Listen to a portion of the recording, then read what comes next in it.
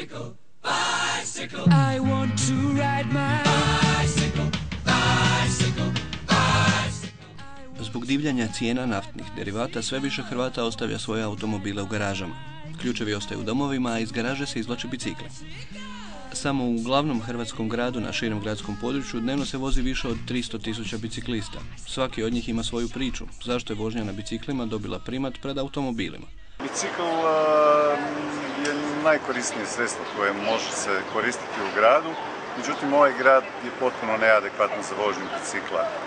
Od toga da biciklističke trake služe kao zaustavne trake za automobile, do toga da njih na puno mjesta nema, pa se mi snalazimo kako se znamo na trotoarima i na kolnicima. Pa silom prilika mora se prisiliti ljude da konačno shvate da se služe nogama i biciklima. Čača mi je kupio s 5 godina bicikl prvi i neki Italijani i od onda sam stao na biciklu više manje. Do posla u principu mi treba 15 minuta s biciklom, 40 minuta s autom. Iz udruge Bicikl traže da se u središtu grada brzina ograniči na 30 km/h, kao što je praksa u svjetskim metropolama, jer pri tim brzinama i u slučaju nezgode biciklisti nisu ugroženi.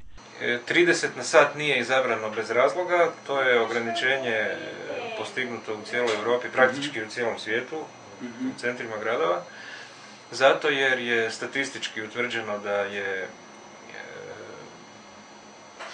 da nema kolizije u smislu smetnje između automobila i biciklista. Međutim, u Hrvatskoj se još dovoljno ne brine o velikom broju biciklista koji svakodnevno krstare brojnim cestama.